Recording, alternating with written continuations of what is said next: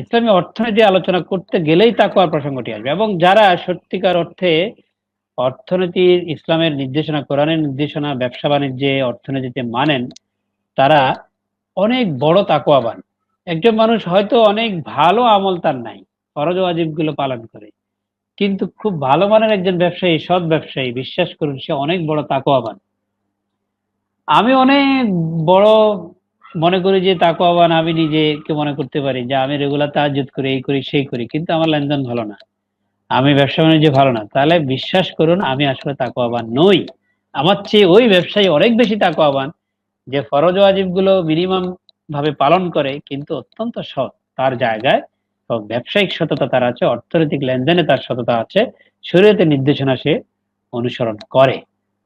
এই প্রসঙ্গটি অনেক বেশি গুরুত্বপূর্ণ। সুতরাং আল্লাহ রাব্বুল আলামিন হুমকি দিয়েছেন, হুমকি দিয়ে বলছেন যে তোমরা আয়াত সমূহ সামান্য মূল্যের বিনিময়ে বিক্রি করে দিও না। এবং সামানান কালিলান, সামানান কালিলা এই বাক্যের অংশটি কম মূল্য, সহজ অর্থ বললে এটা হয় কম মূল্য, নামে মাত্র মূল্য। এই কথাটি কোরআনের 10টি আয়াতে আল্লাহ রাব্বুল আলামিন ব্যবহার করেছেন। এবং এখানে সহজ অর্থ হচ্ছে যে সামান্য নামে মাত্র মূল্যে ছেড়ে দিও না, বিক্রি করে দিও না।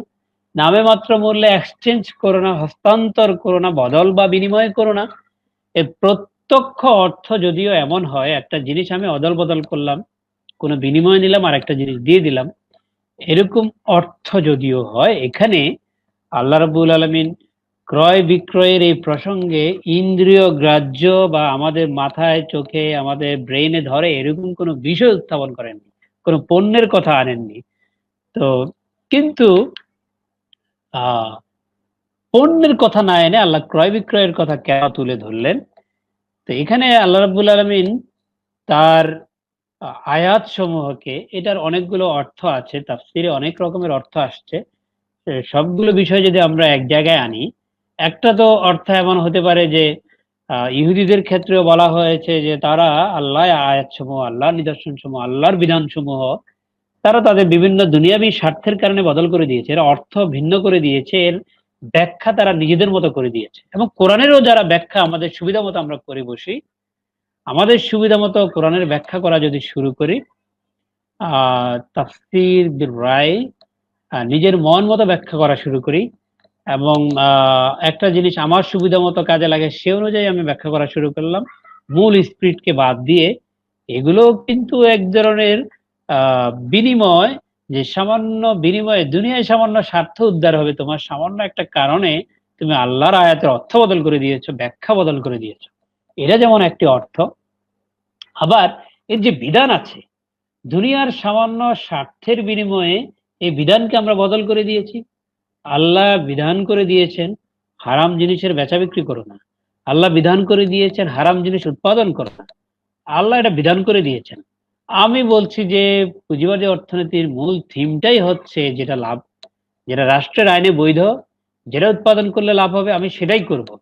তো আমি তো এখানেও আল্লাহর দেয়া বিধানকে, আল্লাহর আয়াতকে সামান্য দুনিয়ার স্বার্থের বিনিময়ে বদল করে দিলাম, এক্সচেঞ্জ করে দিলাম, আমিও তো এর মধ্যে পড়ে গেলাম। আবার এর আরো অনেকগুলো ব্যাখ্যা আমরা বিভিন্ন তাফসিরে পেয়ে থাকি, যে যেখানে আহ আম, যেখানে ইমানকে বদল করা সামান্য ক্রয় বিক্রয়ের বিনিময়ে, যেমন ধরেন আহ আমি অত্যন্ত বাহ্যিকভাবে প্র্যাকটিসিং একজন মুসলমান, অত্যন্ত সুন্দরভাবে লেবাস নিয়ে আমি চলছি, মানুষ মনে করে থাকে যে উনি খুব ভালো মানুষ, উনি কোনো ভালো ইমানদার।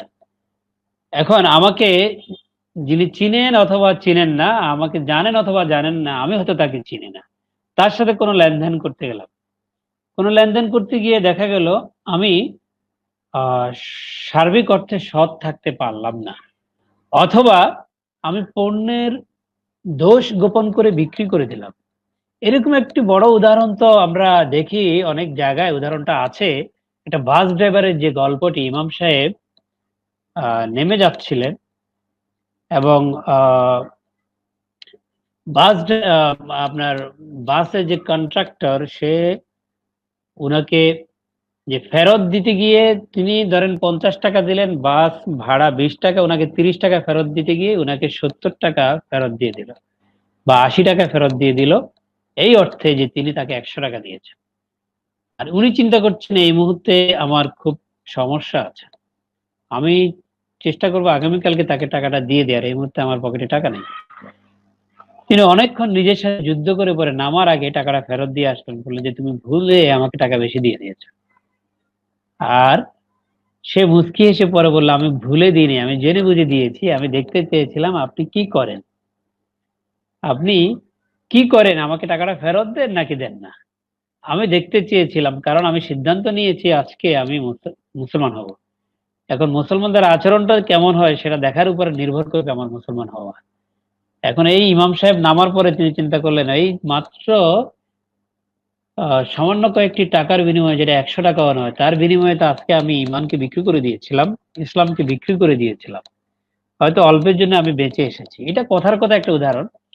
সামাজিকভাবে অনেক ক্ষেত্রে এটা হতে পারে। আপনি বাহ্যত অনেক ভালো মুসলমান, আপনি ফেসবুকে আপনি চ্যাটিং করছেন, অন্য জায়গায় ব্লগিং করছেন, এবং সেখানে আপনি যার সাথে চ্যাটিং করছেন সবাই আপনার সাথে পরিচিত না, এর মধ্যে বিপরীত লিঙ্গের সাথে আপনি আসলে অত পরিচিত না, কিন্তু আপনি কথাবার্তা খুব ভালোভাবেই শুরু করেছেন। একটা পর্যায়ে আপনি নিজের কাছে পরিষ্কার থাকতে পারলেন না, বিশ্বাস করুন আপনি সেখানেও ইমানকে বিক্রি করে দিয়েছেন। এর কথা বলার উদ্দেশ্য হচ্ছে বিভিন্ন ভাবে আমরা আমাদের ইমানকে অথবা আল্লাহর আয়াতকে, আল্লাহর বিধানকে, আল্লাহর নিদর্শনকে আমরা বিভিন্ন ভাবে বিক্রি করে দিয়েছি বা বিক্রি করে দিচ্ছি। এই প্রসঙ্গটি কিন্তু আল্লাহ এখানে এনেছেন। যদিও প্রসঙ্গটি প্রথমত শানে নজুল যদি আমরা চিন্তা করি, এটা ইহুদিদের প্রেক্ষিতে কথাটা আসছে, যেহেতু তাওরাতের প্রতি ইমানদার যারা, তারা তো একসময় ইমানদারই ছিল, এবং তাওরাতের নিদর্শনকে তারা পরিবর্তন এবং পরিবর্ধন করে তারা তাদের ইমানকে বিক্রি করে দিয়েছে, আয়াত সমূহকে বিক্রি করে দিয়েছে। এই প্রসঙ্গটি প্রধানত এখানে আসছে, এবং ইহুদি আলেমরা সেই সময় রাসূল সাল্লাল্লাহু আলাইহি ওয়াসাল্লামের সামগ্রিক পরিচয় জেনে বুঝেই রাসূল সাল্লাল্লাহু আলাইহি ওয়াসাল্লামকে অস্বীকার করেছিল। এটা আমরা তাফসীর গ্রন্থগুলোতে এবং সিরাত গ্রন্থগুলো থেকে আমরা শত শত উদাহরণ পাই এবং সেটা আমরা দেখেছি। তো এবং এই ক্ষেত্রে আরেকটি ব্যাখ্যা আছে যে কোরআন শিক্ষা দিয়ে, শরীয়তের এলেম শিক্ষা দিয়ে কেউ যদি বিনিময় নেয়, সেও কি আল্লাহর আয়াতকে বিক্রি করে দিচ্ছে। এই প্রসঙ্গটি অনেক বেশি আসে এবং তাফসীরগুলোতে যেটা আসছে না, বরঞ্চ যেটা আমরা দেখি যে সহিহ হাদিসে একটা বর্ণনা আছে, সাহাবীগণ জিজ্ঞেস করেছিলেন, ইয়া রাসূলুল্লাহ, ইলমে দ্বীন শিক্ষাদানের বিনিময়ে কি মজুরি বা বেতন আমরা নিতে পারবো? সেক্ষেত্রে রাসূল সাল্লাল্লাহু আলাইহি ওয়াসাল্লাম বলেছিলেন যে সেই মজুরি, এটা তো সর্বোত্তম কাজের বিনিময়ে তোমরা মজুরি নিচ্ছে, দুনিয়ার মধ্যে সবচেয়ে সর্বোত্তম হচ্ছে এটা তো আল্লাহর কিতাব, এবং সেটা শিক্ষা দিয়ে বিনিময় নেওয়া, এটা আসলে কিতাবকে বিক্রি করে দেয়া নয়। এবং এটা ফিকহ গুলোতে আসছে, সমস্ত ফকিহগণের বিষয়ে মোটামুটি একমত, তাফসীর কারকরাও মোটামুটি একমত যে দ্বীনি ইলম শিক্ষা দিয়ে বিনিময় নেওয়া যাবে। প্রসঙ্গ এটি নয়, বরঞ্চ আপনি ইলম শিক্ষা দিচ্ছেন, শিক্ষা দিতে গিয়ে যদি আপনি নিজের মন মতো কিছু শিক্ষা দেন, তাহলে কিন্তু সেখানে আপনি আসলে আয়াতকে সামান্য কিছুর বিনিময়ে বিক্রি করে দিয়েছেন। এটা আবার ঠিক আছে, এটা হতে পারে। তো তবে আল্লামা আলুসি রহমতুল্লাহ আলাইহি বলেছেন যে হাতে কোরআন যে লেখার একটা বিষয় ছিল, হাতে কোরআন লেখা এবং তা বিক্রি করা, এটাকে তিনি অপছন্দনীয় বলেছেন এবং মাকরুহ বলেছেন। এবং এই প্রসঙ্গটি বিভিন্নভাবে অনেকে ফিকি ইমামগণ এটাতে অনেকেই বলেছেন এটা মাকরুহ। তো সেটা ভিন্ন একটি আলোচনা, কিন্তু সাধারণভাবে দ্বীনি ইলম শিক্ষা দিয়ে বিনিময় নেয়া, এটাকে সবাই জায়েজ বলেছেন এবং হাদিস অনুযায়ী এটা সর্বোত্তম কাজ। সুতরাং সেখানে যদি এমন হয় যে আমি বিনিময় নিতে গিয়ে যদি জুলুম করে ফেলি, সেটা ভিন্ন প্রসঙ্গ, সেটা ভিন্ন আলোচনা, কিন্তু সাধারণভাবে এটা জায়েজ বিষয় এবং সর্বোত্তম একটি কাজ। তো এখন আরেকটি বিষয় হচ্ছে যে এখানে একটা ঘটনা আছে, আল্লামা আসাম রহমতুল্লাহ বলেছেন, এক ইহুদি ব্যক্তি রাদিয়াল্লাহু তাআলা আনহু, এক ইহুদি ব্যক্তি এবং আমার মধ্যে এক খণ্ড জমি নিয়ে বিবাদ ছিল, তা দিতে সে অস্বীকার করলো। তখন রাসূল সাল্লাল্লাহু আলাইহি ওয়াসাল্লামের কাছে গিয়ে আমি বিষয়টি মামলা রুজু করি এবং রাসূল সাল্লাল্লাহু আলাইহি ওয়াসাল্লাম জিজ্ঞেস করলেন, তোমার দাবির সত্যতা প্রমাণকারী কোনো অকাট্য যদি দলিল থাকে তাহলে সেটা তুমি নিয়ে আসো। রাসূল সাল্লাল্লাহু আলাইহি ওয়াসাল্লাম ইহুদি ব্যক্তিকেও বললেন যে তুমি কিরা কসম করো। তোমার দাবির সত্যতার জন্য, তখন আসাম রাদিয়াল্লাহু তাআলা বললেন যে আমি তো আল্লাহর হে রসুল, আমি তো কিরা কসম খেয়ে কিরা কসম করে আমার সম্পত্তি যদি সে নিয়ে যায়, তো সেক্ষেত্রে সে যদি কিরা কসম করে আর আমিও যদি করি, তো ব্যাপারটা কি দাঁড়াবে? সে তো নিয়ে যাবে। তো এখানে এই প্রসঙ্গটি সম্পর্কে আয়াতটির একটা শান নজুলের একটা প্রেক্ষাপটও আসে, অনেকগুলো ঘটনা কিন্তু এখানে আছে এই আয়াতের প্রসঙ্গে। আহমদ এবং ইবনে জারির তাবারি রহমতুল্লাহ আলাইহি ওনারা বলেছেন, ইবনে আদি উমাইর রাদিয়াল্লাহু তাআলা থেকে বর্ণনা উদ্ধৃত করেছেন, ইমরাউস কায়েস এবং হাজরা মাউতের ব্যক্তির মধ্যে যে বিবাদ, এবং তারা উভয় রাসূল সাল্লাল্লাহু আলাইহি ওয়াসাল্লামের কাছে মামলা করে এবং হাজরা মাউতের লোকটিকে দলিল প্রমাণ পেশ করতে বলেছিলেন। এই প্রসঙ্গটিও শান নজুল হিসেবে কোন কোন রেওয়ায়েতে আসছে। যাক, শান নজুল আলোচনার বিষয়টা আমার এখানে আলোচ্য বিষয় না।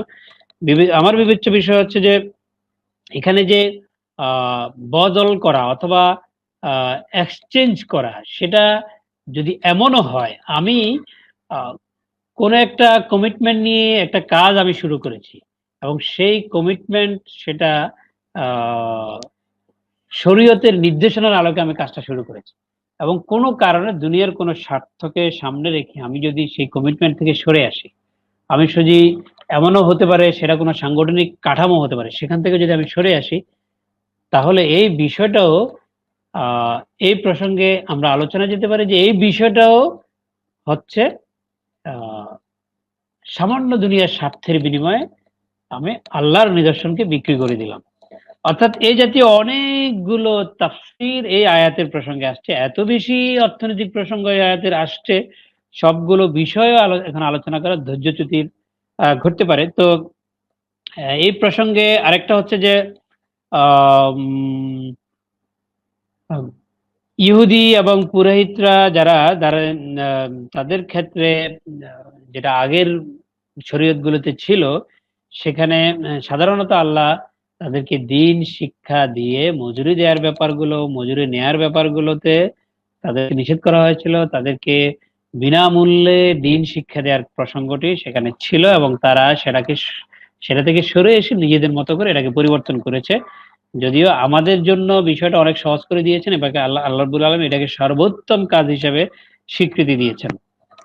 তো যেটা আমরা জানি যে খায়রুকুম মান তাআল্লামাল কোরআন ওয়া আল্লামাহু, এই প্রসঙ্গে আসছে।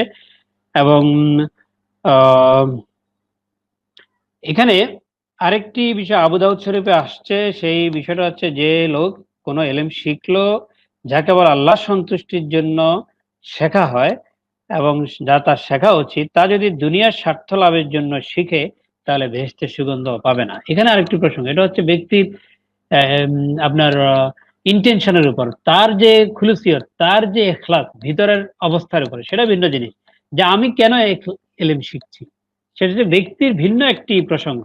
যে আমি যদি এলএম শিখে থাকি, এলএম শিক্ষা করার মধ্য দিয়ে, এখন এটার বাজার খুব ভালো এবং এই বাজার ভালো হওয়ার কারণে আমি এলএম শিখছি, এবং এটা আমি পরবর্তীতে শিক্ষা দিয়ে বা অন্য কোনো ভাবে আমি ভালো আয় উপার্জন করব। আমি যদি ইমাম সাহেব হতে পারি, আমার উপার্জন ভালো হবে। আমি যদি মুফতি সাহেব হতে পারি, আমার উপার্জন ভালো হবে। ভালো কোনো লেকচারার হতে পারি, আমার উপার্জন ভালো হবে। এই উদ্দেশ্যে যদি কেউ শিখে থাকে, সেক্ষেত্রে এটা ইখলাসের হাদিস, ভিন্ন হাদিস, সে জান্নাতের সুগন্ধিও পাবে না, এটা ভিন্ন জিনিস। তো সুতরাং সেই জিনিসটা আমাদের মাথায় রাখতে হবে, যারা দ্বীনি ইলম শিক্ষা করছি অথবা শিক্ষা দিচ্ছি। ইখলাসের প্রসঙ্গটি আমরা যদি নিয়ে আসি, এখানে অর্থনৈতিক আচরণটা হচ্ছে পুরোপুরি, এখানে বিনিময় মুদ্রাটা পুরোপুরি হবে আখেরাতের। এখানে দুনিয়ার বিনিময়ের কোনো মুদ্রা আমার এখানে থাকতে পারবে না। আমি আমার পেট চালানোর জন্য অথবা আমার জীবিকার জন্য কোনো বিনিময় মুদ্রা আমি পেতে পারি, কিন্তু সেটা আমার উপলক্ষ হবে না। দ্বীনি ইলম শিক্ষা করা অথবা শিক্ষা দেওয়ার জন্য সেটা আমার উপলক্ষ হবে না। যদি উপলক্ষ হয়, তাহলে এটা নাজায়েজ হবে। ওই লোকের দ্বীনি ইলম শিখা অথবা শিক্ষা দেয়া, এটা তার জন্য জায়েজ হবে না। তবে উপলক্ষ এটা না হয়, তার উপলক্ষ যদি আখেরাতের মুদ্রা হয়, আখেরাতে বিনিময় পাবে, এটাও একটা অর্থনৈতিক আচরণ। সেক্ষেত্রে দুনিয়ার জীবিকা বা দুনিয়ার উপাদান সে পাবে, এবং সেটা তার জন্য নাজায়েজ হবে না। যাই হোক, এই প্রসঙ্গে অনেকগুলো কথা আমরা বলে ফেলেছি। আবু উবাদা ইবনে সামিত রাদিয়াল্লাহু তাআলা বর্ণিত একটি হাদিস আছে, যেখানে ইবনে আব্দুল বার রহমতুল্লাহ আলাইহি বলেছেন, এর কারণ হচ্ছে এটা হচ্ছে উবাদা রহমতুল্লাহ আলাইহি সেই ঘটনাটি আরেকটি ঘটনা এখানে প্রসঙ্গ আসছে যে বনু ইসরায়েলদের সম্পর্কে আয়াতটি নাজিল হয়েছে শরীয়তের পূর্ববর্তী লোকদের শরীয়ত মানসুখ না হওয়া পর্যন্ত আমাদের শরীয়তেও এই বিষয়গুলো তো আহ থাকতে পারতো। এই প্রসঙ্গগুলোতে বড় একটি ঘটনা আছে, সেই ঘটনায় যেটা আসছে ওবায়দা রাদিয়াল্লাহু তাআলা একটি লোককে আল্লাহর রাস্তায় পড়িয়েছিলেন, এবং সেই জন্য আল্লাহর পুরস্কারের বিপরীতে বিনিময় গ্রহণ করা তার জন্য বৈধ ছিল না, কারণ তিনি শুরুতে বলেছিলেন আমি আল্লাহর রাস্তায় পড়াবো। এখন আপনি যদি কাউকে বলেন যে আমি আল্লাহর রাস্তায় কাউকে পড়াবো, সেক্ষেত্রে যদি আপনি পরে বিনিময় চান, তাহলে এটা আপনার জন্য কোনোভাবে জায়েজ হবে না, এটা নাজায়েজ একটি কাজ হবে। কিন্তু আগে থেকে যদি একটা বিনিময় নির্ধারণ করা থাকে যে আমি পড়াচ্ছি হোক, আমি তাকে কোরআন শিক্ষা দিচ্ছি, আমাকে মাসে 1000 টাকা দেওয়া হবে, এইরকম একটি প্রসঙ্গ যদি আগে থেকে থাকে, এবং সেই ক্ষেত্রে এটা নাজায়েজ হবে না, এই প্রসঙ্গটি আমরা পেয়েছি। তো এটা আল্লামা ইবনুল জাওজি রহমতুল্লাহ আলাইহি তার তাফসিরেও এটার উপরে বিস্তারিত আলোচনা করেছেন, এবং এখানে তিনি 3টি কথা টেনে এনেছেন। যে এটা হচ্ছে যে দুনিয়ার যে স্বার্থ লাভ তারা আগে থেকে করত, সেই স্বার্থ লাভের প্রসঙ্গ এটা যদি একমাত্র নিয়ত হয়, এই প্রসঙ্গটি কোনো ক্রমে হতে পারবে না। দ্বিতীয় হচ্ছে আগের যে তাদের যে একটা প্রসঙ্গ ছিল, তারা নেতৃত্ব এবং কর্তৃত্ব বজায় রাখার জন্য আহ ইহুদিরা বিশেষ করে তারা তাদের দ্বীনি ইলম শিখতো, কারণ এটা না শিখলে পরে কর্তৃত্ব এবং নেতৃত্ব বজায় থাকতো না। এখনো যদি আপনি মনে করেন যে আপনি দ্বীনি ইলম শিখবেন, কোরআনের ইলম শিখবেন কর্তৃত্ব এবং নেতৃত্ব বজায় রাখার জন্য, তাহলে আপনার জন্য ওটা জায়েজ হবে না। আপনি যদি মনে করেন যে এটা শিখলে কর্তৃত্ব থাকবে, ধর্মীয় নেতৃত্ব থাকবে এবং আপনি নেতা হবেন, ইমাম হবেন, এই প্রসঙ্গটা যদি আপনার থাকে কর্তৃত্ব এবং নেতৃত্ব, তাহলে এটা আমাদের জন্য জায়েজ হবে না। আমরা ইবনুল জাওজি রহমতুল্লাহ আলাইহি এই প্রসঙ্গটি টেনেছেন। তারপরে তিনি সর্বশেষ যেটা দ্বীনি শিক্ষাদানের মজুরি গ্রহণ, এই প্রসঙ্গটিতে তিনি আহ বলেছেন যে 3টি কাজ এই আয়াত দ্বারা নিষেধের প্রসঙ্গটি এসছে। তবে শেষ পর্যন্ত যেটি আমরা ফিকহি মাসালায় পেয়েছি, ফিকহি মাসালা হচ্ছে দ্বীনি শিক্ষা দিয়ে আপনি বিনিময় নিতে পারবেন, সেটা আপনার মিনিমাম জৈবিক জীবিকা নির্বাহ করার জন্য, এবং সেটি কোনো ক্রমে আপনার মূল উদ্দেশ্য হবে না। জামাল উদ্দিন আল কাসিমি রহমতুল্লাহ আলাই এই প্রসঙ্গটি তিনিও এনেছেন। নবী সাল্লাল্লাহু আলাইহি ওয়াসাল্লাম যে দিন নিয়ে এসেছেন তার প্রতি ঈমান গ্রহণ পরিহার করে হেদায়েতের বদলে অন্য কোনো পথ গ্রহণ করা, এটা পণ্য বিনিময়ের মতো ব্যাপার। এটি সাধারণভাবে আমভাবে সমস্ত মানুষের জন্য তিনি এই প্রসঙ্গটি টেনে এনেছেন, যে সমস্ত মানুষের জন্য, যে মানুষরা ইসলাম ছাড়া অন্য কোনো প্রসঙ্গ তারা গ্রহণ করেছে, অথবা যাদের সামনে ইসলামের প্রসঙ্গটি এসছে, কিন্তু যদি এই মুহূর্তে সে তার ইমানকে প্রকাশ করে, তাহলে বৈষয়িক অনেক স্বার্থ তার জন্য নষ্ট হয়ে যাবে। আবার সে ইমানের প্রসঙ্গটি যদি টানে, তার চাকরি চলে যাবে। ইমানের প্রসঙ্গটি যদি সে প্রকাশ করে, তাহলে তার নিরাপত্তার হুমকি আছে। এখানে সরই সীমারেখা আসলে কতটুকু হবে, যে সেটা যদি জানের উপর হুমকি হয়, সেটা হলো একটা প্রসঙ্গ। এর বাইরে সাধারণ প্রসঙ্গগুলো প্রত্যেকটা জিনিসই তাকওয়ার খেলাপ, এবং এই প্রসঙ্গগুলো অজুহাত দিয়ে কেউ ইমানকে গোপন করতে পারে না, অথবা দ্বীনি যে দাওয়াতের মিশন অথবা জিহাদ ফি সাবিলিল্লাহর কাজ যিনি করছেন, তিনি সাধারণ কোনো অজুহাত দিয়ে অথবা সাধারণ চাকরির অজুহাত দিয়ে, সাধারণ রিজিকের অজুহাত দিয়ে সাধারণভাবে তার পরিচয় তিনি গোপন করতে পারেন না। এই প্রসঙ্গটি কোনো না কোনো ভাবে এই আয়াতগুলো এই ব্যাখ্যাগুলোর সামারিতে এটা পাওয়া যায়। তো এখানে যে আর্থসামাজিক বিষয়টা এখানে গৃহীত, এই ব্যাখ্যা থেকে আমরা যেটা টানতে পারি সেটা হচ্ছে, যদিও ইহুদিদের ব্যাপারে ইহুদিদের দুর্নীতি এবং আল্লাহর কালাম ও শরীয়তের বিধান পরিবর্তন করা, চক্রান্ত করা, এই বিষয়গুলো নিয়ে আসা হয়েছে, তবে অনাগত কাল ধরে এবং মুসলমানদের জন্য এবং আগামী দিন যতদিন চন্দ্র সূর্য থাকবে, পৃথিবী কায়েম থাকবে, ততদিন পর্যন্ত এই আয়াতের বাস্তবতা আমাদের সমাজের জন্য প্রযোজ্য হবে। যারা আমরা পৃথিবীতে বিভিন্নভাবে আর্থসামাজিক কাজের সাথে যুক্ত, যারা আমরা অর্থনৈতিক কর্মকাণ্ডের সাথে যুক্ত, সামাজিক কর্মকাণ্ডের সাথে যুক্ত, সমাজের মানুষের সাথে যুক্ত, কোনো না কোনো ভাবে আমাদের সমাজে আমরা উঠা বসা করি, লেনদেন করি, প্রত্যেকের জন্য এই আয়াতটি প্রযোজ্য। এবং এই আর্থসামাজিক ভ্যালুস এবং আদর্শিক মূল্যমান যদি আমরা ধরে রাখতে পারি, তাহলে হয়তো বোঝা যাবে যে হ্যাঁ, আমি আহ আল্লাহর আয়াতকে বিক্রি করে দেওয়ার জন্য আমি কোনোভাবেই চেষ্টা করি নাই, অথবা আমি নিজেকে ধরে রাখার চেষ্টা করেছি। এটা ছাড়া অন্যভাবে যতগুলো প্রসঙ্গ আছে, প্রত্যেকটা প্রসঙ্গেই যদি ধরা হয়, তাহলে কিন্তু আমরা ধরা পড়ে যাব যে আমরা দুনিয়ার সামান্য স্বার্থের বিনিময়ে আল্লাহর আয়াতকে বিক্রি করে দিয়েছি, এবং এই কাজটি অহরহ মুসলিম সমাজে আমরা করে চলছি। আজকে যারা আমরা সমাজে বিচারালয়ে আছি, বিচারকের আসনে বসে আছি, অথবা আমাদের সমাজে আমরা রাষ্ট্রীয় কর্তৃত্বের আসনে বসে আছি, রাজনীতি করছি রাজনীতিবিদদের জায়গা থেকে, অথবা যারা ব্যবসা বাণিজ্য করছি ব্যবসা বাণিজ্য, অথবা আইন কানুন তৈরি করছি, অথবা প্রশাসনের বিভিন্ন জায়গায় আছি, প্রত্যেকের জন্য এই কথাটি প্রযোজ্য। আমরা দুনিয়ার সামান্য স্বার্থের বিনিময়ে হয়তোবা আল্লাহর আয়াতকে বিক্রি করে দিচ্ছি। এই জায়গা থেকে আমাদের আল্লাহ হেফাজত করুক।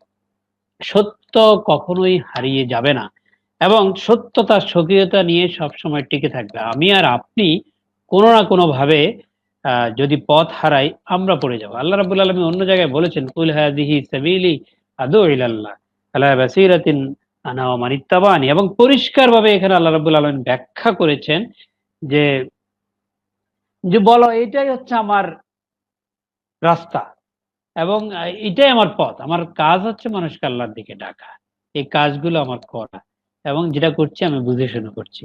এবং আমি এতক্ষণ যে কথাগুলো বললাম প্রত্যেকটা কথা এই সাবিলের কথা। এই সাবিলের বা এই পথের উপর যারা চলতে চায় তাদের জন্য সাবিল হচ্ছে সেই পথ যেই পথে নো পার্কিং, যেই পথে নো ওভারটেকিং, আপনি ওভারটেকও করতে পারবেন না, সুযোগ নেই, এমন একটি রাস্তা। আবার আপনি দাঁড়িয়েও যেতে পারবেন না। তাহলে হবেটা কি? কোনো কারণে যদি আপনার গাড়ি নষ্ট হয়ে যায়, অথবা কোনো কারণে যে আপনি থেমে যান, অথবা আপনি নিজে হাঁটতে গিয়ে আপনি থেমে যান, তাহলে প্রশাসনের পক্ষ থেকে, কর্তৃপক্ষের পক্ষ থেকে ক্রেন আসবে, অথবা অন্য কোনো উপায়ে আপনাকে এখান থেকে সরিয়ে ফেলে দেওয়া হবে। অন্য মানুষ এখান দিয়ে হাঁটবে, অন্য গাড়ি এই রাস্তায় চলবে, এখানে আপনি থেমে থাকতে পারবেন না, আমি থেমে থাকতে পারবো না। এই অর্থে আল্লাহ যে বিধান দিয়েছেন, আল্লাহ যে কথাটি আমাদের কাছে পরিষ্কার করে দিয়েছেন, যে এই প্রসঙ্গে আল্লাহর যে বিধান বাহ্যিকভাবে মানুষ মানছে মানছে না, অস্বীকার করছে, ছুড়ে ফেলে দিচ্ছে, বাস্তবিক অর্থে এই আয়াত, এই নিদর্শন চূড়ান্ত অর্থে কোনো মানুষের পক্ষে নিক্ষেপ করে ফেলে দেওয়ার কোনো সুযোগ নেই, সম্ভব নয়। মানুষ কেউ কেউ সীমা লঙ্ঘন করছে, আর সাময়িক সাময়িক অর্থে কেউ মানছে কেউ মানছে না, কিন্তু চূড়ান্ত অর্থে আল্লাহর কোনো বিধান কোনোভাবেই মানুষ অস্বীকার করতে পারে না। মানুষ কোনো বিধানে, আপনি দেখেন যে চন্দ্র সূর্য থেকে গ্রহণ ক্ষেত্র কোনো মানুষ অস্বীকার কোনো চাপ নাই। পৃথিবীতে সাময়িক একটা এলাকায় কিছু কিছু ক্ষেত্রে কিছু কিছু জিনিসকে আল্লাহ রাব্বুল আলামিন ব্যবহার বিধি উন্মুক্ত করে দিয়েছেন, মানুষের ইচ্ছার উপর ছেড়ে দিয়েছেন, সেই জিনিসগুলো মানুষ উলট পালট করছে। কিন্তু এই ক্ষেত্রে কখনোই সত্য হারিয়ে যায় না, সত্য কখনোই হারিয়ে যাবে না, এবং মিথ্যা মিথ্যাই থাকবে। এবং যেটা তাহরিফ করা, যেটাকে বিকৃত করা হয়েছে, সেই বিকৃততার বিকৃতি নিয়েই থাকবে। সেটা কখনোই বিকৃতির পর 1000 বার মিথ্যা বললে সেটা সত্য হয়ে যাবে, আসলে ঘটনাটা কখনোই সত্য হবে না, সেটা মিথ্যাই থাকবে। বিশ্বব্যাপী মন গড়া উপায়ে স্বার্থ হাসিলের ধান্দা, অন্যের অধিকার খর্ব করে মানুষকে অর্থনৈতিক জুলুমের মধ্যে ফেলে দিয়ে নিজের পেট মোটা করার কারণে আল্লাহর রহমত সে সমস্ত জায়গাগুলো থেকে উঠে যায়, বরকত সেখান থেকে উঠে যায়। এতে করে মানুষ সামাজিকভাবে অশান্তিতে ভুগে, নিরাপত্তাহীনতায় ভোগে। মানুষ অর্থনৈতিক পরাশক্তি হতে পারে, রাজনৈতিক পরাশক্তি হতে পারে, কিন্তু শান্তি, নিরাপত্তা এবং স্থিতি তার জীবনে আসবে না। সেই ওই সুন্দর ঘুম তার হবে না, যে ঘুম একজন ইমানদার গাছতলায় শুয়েও ঘুমাতে পারে। সুতরাং অর্থনৈতিক এই বৈষম্য এবং নিরাপত্তাহীনতা মূলত প্রকট হয়ে ওঠে যখন আল্লাহর নিদর্শন মানুষ স্বল্প মূল্যের বিনিময়ে বিক্রয় করে দেয়। এবং ইনসাফ এবং সাম্য যদি আমরা সত্যিকার অর্থে প্রতিষ্ঠা করতে চাই, অর্থনৈতিক এবং সামাজিক নিরাপত্তা যদি সত্যিকার অর্থে আমরা নিশ্চিত করতে চাই, কোনো বিকৃতি ছাড়া হুবহু কোরআনকে অনুসরণ করতে হবে। এটা হচ্ছে আমার আজকের এই বক্তব্যের মূল মেসেজ। কোনো বিকৃতি ছাড়া, কোনো তাহরিফ করা ছাড়া, যেটা ইহুদিরা করেছে, এবং কি তারা 12 মাসকে 13 মাস বানিয়ে ফেলেছে। আল্লাহ রাব্বুল আলামিন আরবাতুল হুরুম করেছেন, 4টা মাসকে সম্মানিত করেছেন, এবং আসমান এবং জমিন সৃষ্টির পর থেকে মাসের সংখ্যা 12টি আল্লাহ বলেছেন। কিন্তু তারা সেই জায়গায়ও তারা বলেছে আমরা হুসবান জানি, এই দাবি করে তারা 12 মাসকে কখনো 13 মাস করেছে। এবং মাসের যে ধারাবাহিকতা, মহরম, সফর, রবিউল আউয়াল এভাবে আসবে, কখনো কখনো তারা সফরকে রবিউল আউয়ালের পরে নিয়ে গেছে, রবিউল আউয়ালকে আগে নিয়ে আসছে। নিষিদ্ধ মাসকে এড়ানোর জন্য এরকম কাজও তারা করেছে। এটা শুধু মাসের ক্ষেত্রে নয়, সমস্ত বিধানের ক্ষেত্রে তারা ফতোয়া দিয়ে বিধান চেঞ্জ করে দিয়েছে। ফতোয়া দিয়ে তারা বিভিন্ন সময়ে তারা চেঞ্জ করে দিয়েছে। আজকে আমরা যারা যে কাজগুলো করছি, আমরা যে বিধানগুলো দিচ্ছি, আমরা যে অর্থনৈতিক যে শৃঙ্খলা সমাজে আমরা যে বিধানের মাধ্যমে প্রতিষ্ঠা করছি, সেই অনেকগুলো বিধানই তো আল্লাহর বিধানের খেলাফ। আমরা সুদকে অহরহ সমাজে চালিয়ে দিয়েছি, সেটাও তো আল্লাহর বিধানের খেলাফ। তো সুতরাং সত্যিকারে যদি শান্তি চাই, নিরাপত্তা চাই, স্থিতি চাই, তাহলে আল্লাহর বিধান অনুসরণ করতে হবে, কোরআনের নির্দেশনা অনুসরণ করতে হবে হুবহু কোনো বিকৃতি ছাড়া, আংশিক নয় পূর্ণাঙ্গ। উদখুলু ফিস সিলমি কাফাতিন, আল্লাহ রাব্বুল আলামিন বলেছেন পরিপূর্ণ অর্থে ইসলামে দাখিল হও, পরিপূর্ণ অর্থে ইসলামে প্রবেশ করো। সুতরাং মূল মেসেজটা হচ্ছে এটা, যে আসলে সত্যিকার অর্থে যদি উপকারিতা পেতে চায়, কোরআনের অর্থনীতির উপকারিতা যদি কেউ পেতে চায়, তাহলে কোরআনের রাজনীতিকেও তাকে মানতে হবে। কোরআনের অর্থনীতি যদি কেউ পরিপূর্ণ 100 ভাগে 100 ভাগ পুরোটা মানতে পরিপূর্ণ এটার নিয়ামতটা যদি পেতে চায়, শুধু অর্থনীতির পার্টটাও কেউ অনুসরণ করলে নিঃসন্দেহে সমসাময়িক সমাজে যা চলছে তার চেয়ে হাজার গুণ ভালো হয়ে যাবে, এক্ষেত্রে কোনো সন্দেহ নাই। কিন্তু কোরআনের প্রকৃত হাকিকি নিয়ামত আল্লাহ রাব্বুল আলামিনের পক্ষ থেকে যদি পেতে হয়, তাহলে কোরআনের দণ্ডবিধিও মানতে হবে, কোরআনের সমাজনীতিও মানতে হবে, কোরআনের রাষ্ট্রনীতিও মানতে হবে, সবই মানতে হবে। এটা হচ্ছে গুরুত্বপূর্ণ মেসেজ আলোচ্য এই আয়াতটিতে। মুসলিম উম্মার জন্য আল্লাহ রাব্বুল আলামিন এই শিক্ষা তুলে ধরেছেন এবং আমাদের জীবনগুলো সেই শিক্ষার আলোকে আলোকিত হয়ে উঠুক, এই কামনা করছি। এবং এই কামনা করে আজকে আল কোরআনে অর্থনীতি এই আলোচনা এখানে শেষ করছি। আল্লাহ রাব্বুল আলামিন আমাদের সবাইকে দিনের জন্য কবুল করুন। ওয়া আখির দাওয়ানা আনিল হামদুলিল্লাহি রাব্বিল আলামিন।